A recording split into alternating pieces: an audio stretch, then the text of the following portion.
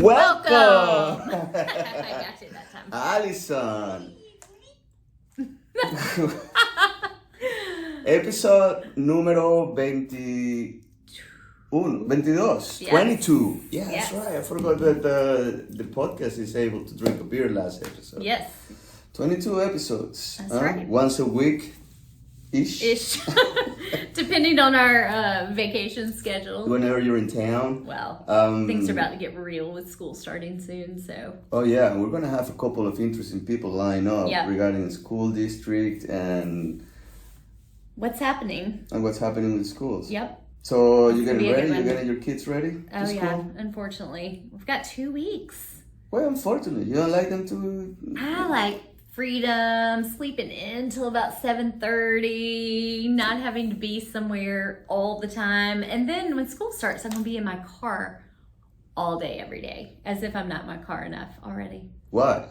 Because my once kids, you drop them off, then... But they're not all at the same school. Okay. So I have multiple drop-offs multiple times a day. You know, I was about to ask you that because I have only one child, so to me it's pretty easy. Yeah. It's one place and drop it off. But I see parents that have 3 kids. Well, 3 drop-offs. You have 3 kids. Yep. So one goes to high school. Yes. Chapin High. The one other will be at Chapin Intermediate. And then Chapin Elementary. Piney Woods Elementary. Piney Woods. Mm-hmm. How do you handle all that? It's a haul. Guide me through the route and the tow. Do you drop them off? So we'll probably, the oldest one drives, thankfully. But this year we'll probably have to leave the house about 6:45. Okay. To get to Piney Woods right when they open the doors at 7:05. Okay. Drop off, and then try and get into CIS, like coming in on 2 wheels to drop off the 5th grader before they close the doors on them. Because and before your high schooler was able to drive, then you had to I had 3 drop-offs then. Yeah. Wow. Mm-hmm. But the good thing was by the time the baby got to like school time, the high schooler, they go an hour later. Okay. So we weren't trying to get to everybody at the same time. So it's doable. And the good thing about Chapin is everybody's kind of comes together. They say it takes a village to raise a child. So I have a bus in the morning pretty much where dropping off not just mine, but multiple kids. And then most afternoons I have a friend that picks up. So it's not as bad as it could be. You carpool? We carpool, yeah. Oh, that's good, yeah. I live pretty kind of far, so, never had the need for carpooling. Nobody wants their kid riding with you. Well, I'll be listening our podcast in the mornings and in the afternoons, so I'll make everybody listen to that. I think you should. You should. Cool. So I guess that, when is it? 2 weeks from now? Yep. It's cool. 2 weeks from now. Yeah. And I kind of like him being in school. Yeah, I'm ready to get back into a routine. Yeah, I like waking up early. I enjoy bringing him to school. I really do. We listen to music. We have conversations. It's good one-on-one time. Kind of one-on-one time in there. And, the lines haven't been too bad either. I always drop it. It's funny that you say you drop it like right at the beginning of it. I always drop them in right at the end. Right at the end. It was what 7:40, 7:45 was a cutoff. 7:40 was a cutoff for 7:40 a.m. was a cutoff for Chapin Intermediate. 90% of the time I drop him off at 7:39. So he was probably tardy by the time he got to the door. Let's not talk about that, please. Did you get a delinquency letter? I did not get a delinquency letter, but he was tardy a couple times, 20-something times. Yeah. Hey, but we spent time. It's a one-on-one time with his dad. I mean, come on. Well, that's why I take in the morning, and the friend of mine that we carpool with, she picks up for that same reason, because the kids would be tardy every day. And let me tell you something, a little secret. And we know that about each other. So. If you go like 10 minutes earlier, 10 minutes before, 15 minutes before, you're sitting there for a long time. I know. I get to school and in and out, boom, boom. You get tardy, well, They should have had the line moving faster. talking about lines and school and routines, part of my routine is dropping him off and then hitting the gym. Yes, we all know it's like a set appointment for you. It is, and the coolest thing is that I drop him off at 7:40 a.m., so I got at least an hour to kill. So what better thing to do than just hitting the gym at that time, Yeah. And I go to Anytime Fitness, and this is one of the guests. This is why I bring it up, Annie Old. She's a trainer in there, and I hear she has a lot of medals. oh my God, it's amazing. She's a runner, and she. How about we bring her in? Let her tell us about it. Yeah, let her tell us about it. Hey, Annie. And we're here with Annie Old. How are you today? I'm doing well, Carlos. How are you? Good. Thank you for being here with us and sharing all the information that you're about to share regarding physical training. Yes, I'm excited to hear about it. All right. So, Annie, why don't you give us a little bit of an introduction about what do you do in Anytime Fitness, correct? Correct. Mm-hmm. I'm the member experience manager for the Chapin and Newberry Anytime Fitnesses, and I oversee the personal trainers, and I'm a personal trainer as well. Mm-hmm. Been working here over 2 years. My prior life, I was a psychotherapist for 20 years. Oh wow! So you moved from training people's mind to training people's bodies, huh? Yes, Which one is easier? The minds, from the minds. I can see that. It's a nice mix for me to be able to use my therapy skills here, because a lot of people struggle with eating disorders or portion control, being overweight, and I love to watch the transformation and help them not only on a physical level but on a mental and emotional level as well. Yeah, and that's very, very important, because there is an old saying that says a six-pack, the abs six-packs are built in the kitchen, not in the gym. That's right.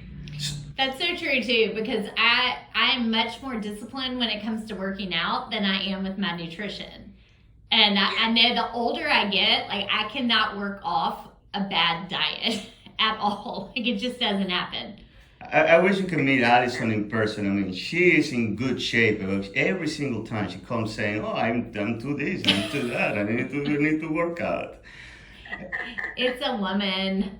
Can't help it. Annie, one of the things that impresses me the most about you is your endurance for training, for marathons, for triathlons, and proof of that is that inside your office, and I don't know if you can give us a little tour about all the hardware, all the medals that are hanging out in your wall. Can we see it? And you can give us a little tour about, for people that are just listening, what are we watching? And I'm curious, Annie, how long have you been running and how did you get started? Sure. These are my Ironman triathlon medals. I've done 4 full 140.6 mile ones, and then I've done 7 half Ironman, which are 70 miles. Oh, that's very easy. Yes, I've only done 100 running race. That took a lot out of me. Took me 27 hours. Oh my gosh. Annie, hold on a second. Did you say 27 hours running? Yes. And that's straight. Like, well, I would break to eat and warm up. It was actually a terrible night. It turned from rain to snow to sleet to hail. In the cold, you ran 27 hours in the cold? A lot of outfit changes. oh wow. Holy cow. You deserved more than a medal for that. Yeah, all I got was a belt buckle. Wow. That's what they give for 100 milers. That's crazy. Probably my most proud is I'm just qualified. I'm going to run my 9th Boston Marathon, and these are my Boston medals. Annie, were you running the Boston Marathon when the bombs exploded? I was there. That was 2013. Oh, I didn't know that. And I had already finished the race and was just getting out of the shower. And my husband's face was white as a ghost. We overlooked the finish line, and there were ambulances and military Humvees and German Shepherds, and you could still see the smoke coming. Oh, wow. This is actually how fast Annie is. The bomb exploded after you already crossed the finish line and was in the shower, and there were still people running in there. I'm sorry, I didn't want to mean to make a joke about the situation, but it's just like a little bit of comic relief. Yeah. And We all do that sometimes. so Annie, when did you start running? I started running, I ran track in high school, but not real seriously. I found over the years that I preferred more endurance events, longer. So I started running in college, but probably in my early 20s, I got serious. We had moved from Wisconsin to Chicago, and so I joined the Chicago Area Runners Association to meet friends. And I turned from a 5K runner into a marathoner in about 6 months. So How do you do that? I mean, I'm not what I would call a runner. I run, but that's two different things. But to go from a 5K to a marathon in 6 months, that seems like a lot of training in a short period of time to get there. yes, I would recommend it for everybody. I think I have a little natural talent too. Mm-hmm. It's probably something, it comes pretty naturally to me to run, and I love to run. And from what I talk to my clients, my gym members, you either love it or you hate it. You do it to lose weight or to stay healthy, or you do it because it's your passion. For me, it is my passion. So you do. But yes, it takes lots of training. So you do triathlons as well, correct? Yes. The Ironman is a triathlon by nature. Which one do you prefer? The running, the bike, or the swimming? The running. The running? I bet. Second is the bike, and I don't like to swim. Tell me a little bit about, I'm very curious about the mindset. One of the things about running, at least for me or the people that I have conversation, is that, after you do it for a little bit, and, of course, my little bit is a much, much little than your little bit. But when I say, probably 20 minutes into the run, I get bored. What's the mindset that you have to do? You're not talking to anybody. It's just you against yourself. What's your mindset? I listen to a lot of kind of inspirational audiobooks. One of my favorite authors is David Goggins. Have you heard of him? Oh yeah, the ex-Navy SEAL guy. That guy is running without knees. His knees are completely busted. Really? Yeah, you haven't heard of him? No, I have not heard of him. Oh, the guy's superhuman. Just go ahead. He's superhuman. But I listen to a lot of podcasts and audiobooks. And sometimes, like if I go in the woods, I just want to be with nature. I don't listen to anything. And that's just my relaxation time, my spiritual time. What's your average time on a marathon? Well, my latest, so in Myrtle Beach last year, I did a 3:08, 3 hours and 8 minutes. 3 hours. And how much do you practice to get there? That one I practiced. That's a pretty, because before my, and I just turned 50, and so there's hope for older people out there. my best was my best was then 3:08, and before that it was a 3 hour 17. But I will run in my younger years, my 20s and 30s. I could run anywhere 60 to 80 miles a week, but my body can't handle that anymore. So I do a lot more strength training. Strengthening my quads, my calves, trying to do injury, prevention. Mm-hmm. And cycling is really good. So what recommendations do you have for people who are wanting to get into running and training their bodies to be able to do, say, a 5K or a 10K, something on a smaller scale? Just go into it slowly. Don't run every day. Take it easy on the weights when you're just starting off, maybe just focus on the running. I've trained several of my clients. I actually went to Nashville and did a half marathon. 2 of my clients did their very first one. Nice. So that was a lot of fun. That was really rewarding as a trainer to see people who are not runners, never thought that they would run. And I got them to first do a 5K and then to do a 10K and then eventually the 13 miles. So That's pretty amazing. Take it slow, make sure you're hydrating, make sure you're eating properly, getting enough fuel. When you say eating properly, do you do something different to prepare for a marathon, and a week before, and just guide us through that process a little bit? Sure. The week before a marathon or an Ironman, I start reducing my vegetables because the chance of fiber causing stomach distress as a runner, and I start increasing my carbs.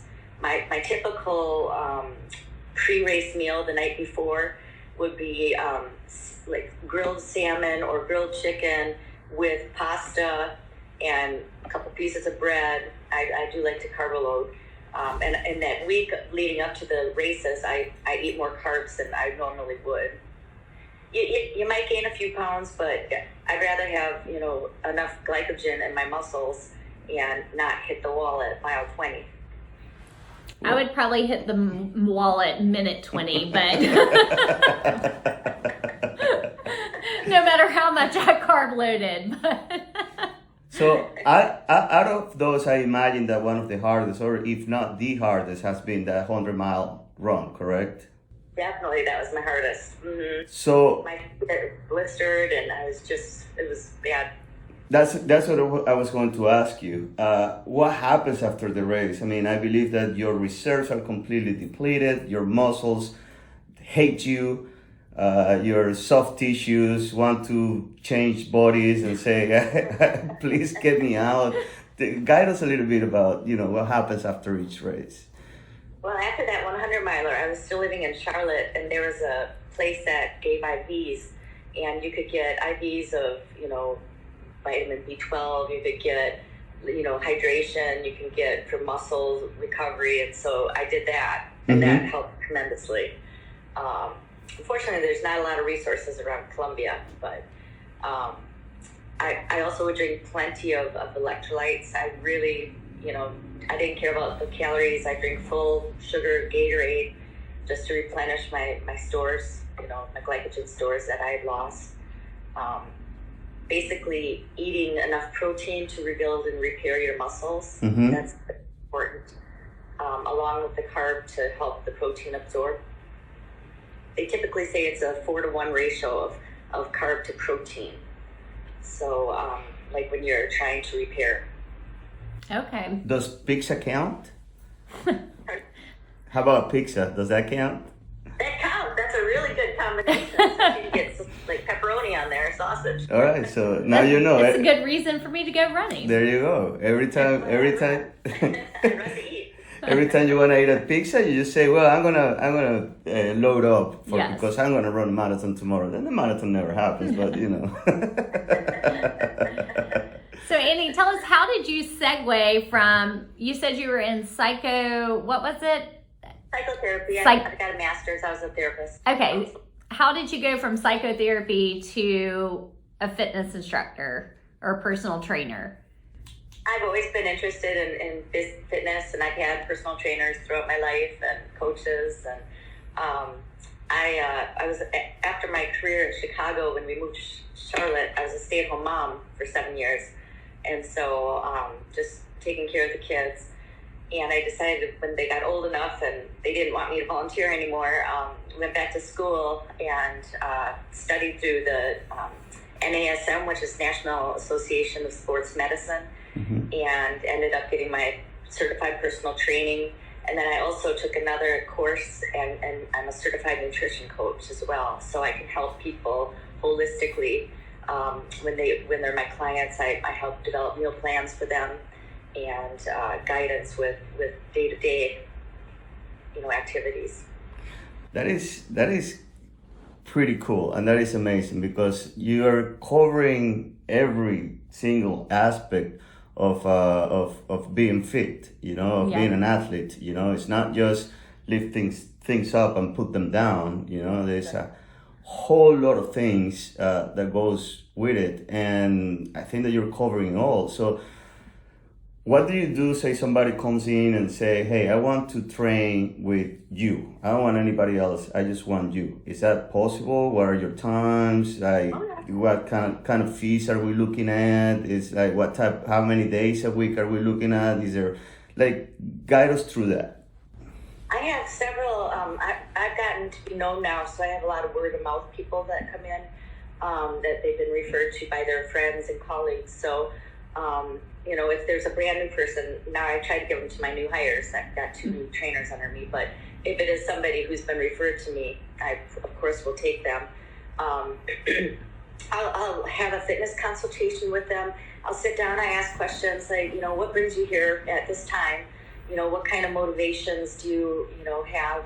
On a scale from 1 to 10, how important is fitness to you, or this lifestyle change? You know, if they're, you know, overweight and they want to work on, you know, getting off of their insulin, let's say, for diabetes. And I've helped people like that. I've helped a person who was morbidly obese, and he has now run his first half marathon, and he did his first sprint triathlon, and I was there to cheer him on. That is awesome. Did you say morbidly obese? Mm-hmm. What does that mean for those who don't know? It means you're a certain percentile above what you should be as a. It goes by age and it goes by sex. I don't have my numbers with me right now, but being not just overweight, but very overweight to the point of he had to go on insulin. You know, he was having heart problems. He was, you know, struggling with a lot of things, and the doctor said, you know, listen, you gotta, you know, change your lifestyle. And so now, you know, he's, you know, on a special diet, and just making healthier choices, smaller portion controls, and he works out just about every day. So with personal training, how many days a week, on average, would you say a person would need? On average, I think my typical people are 3 days a week. I've got one client who comes 4 days a week, and then I've got some that just come one day a week, more for maintenance. To start off, 2 is an ideal amount. I think once a week is tough starting out because I'm trying to teach people correct techniques so they don't get injured. I'm trying to really get into their heads and figure out what their motivations are to, you know, when you're tired and you don't feel like working out, what's going to get you here to the gym. Right. You know, that's where my psychology background comes in. I take a holistic method approach with my clients here.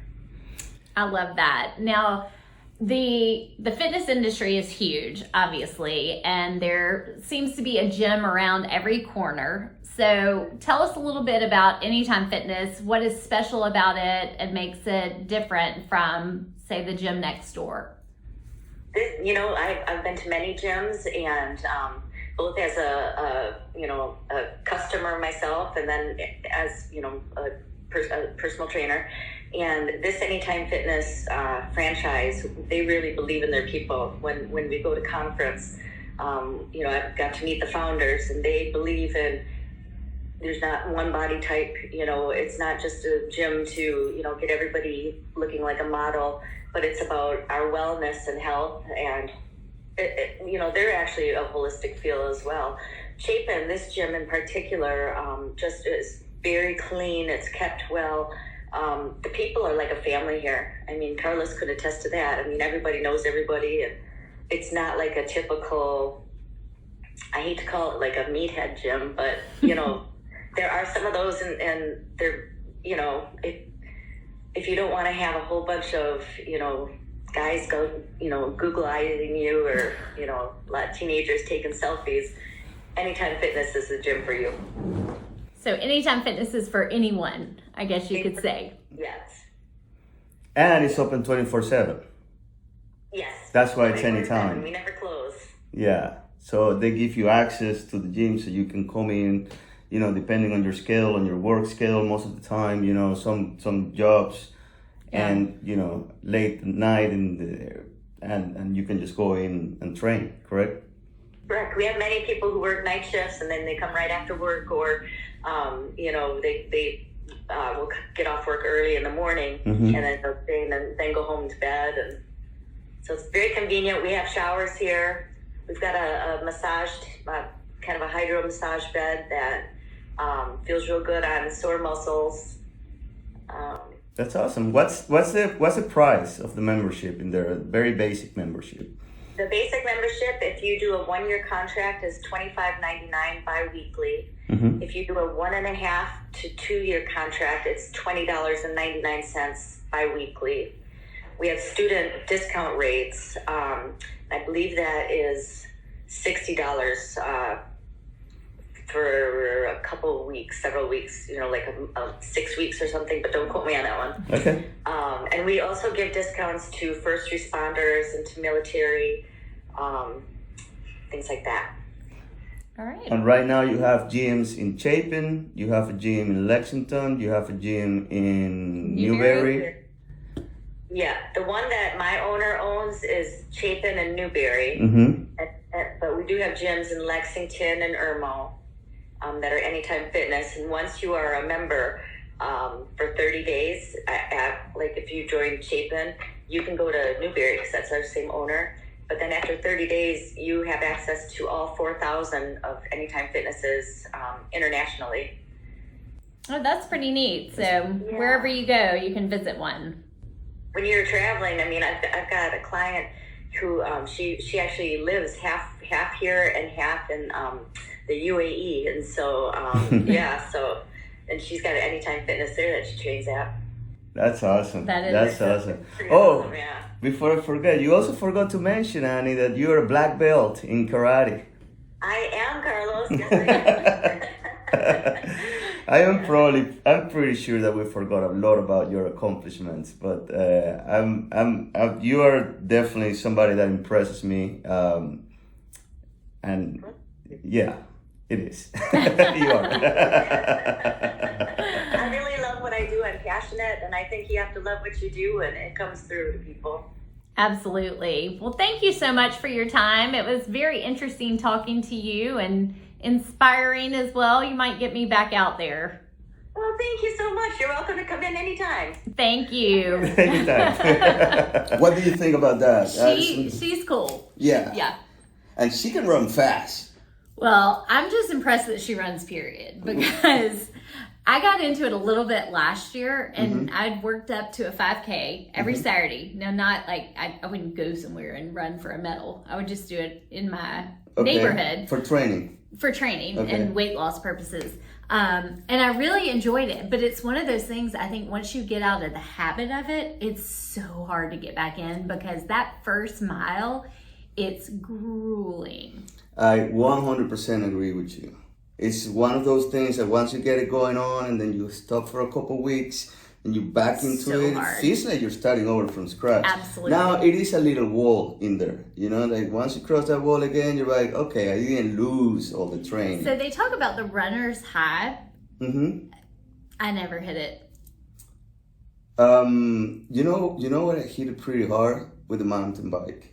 Really? Yeah, like the first 10 minutes, I got full energy. First 15 minutes, you know, I was fast as I can, and I used to. Now I learn how to, you know, tame it a little bit, because then the wall that you crash in there is just it's bad. It doesn't let me breathe. Yeah, I experienced the first time on a race that I did in New Jersey 15 years ago.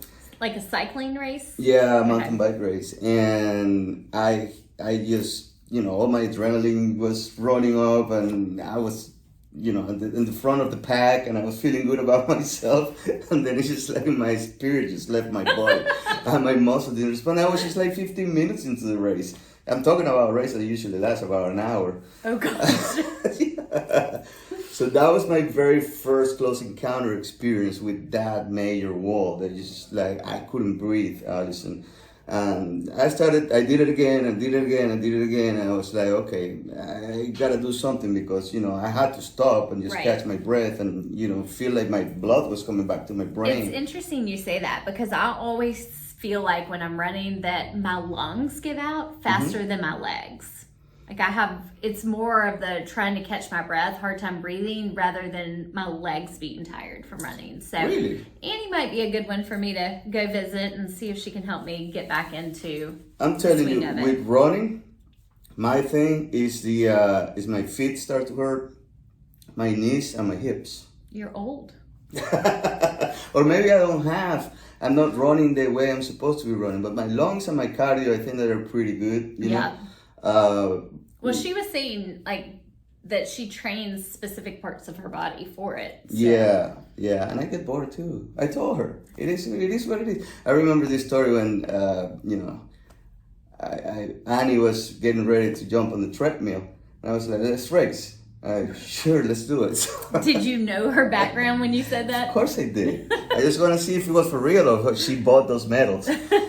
Dude, she kicked my butt. There was like 15 minutes of pain in that treadmill because she runs super fast. So I had to keep up with her, you know. And I'm not a runner.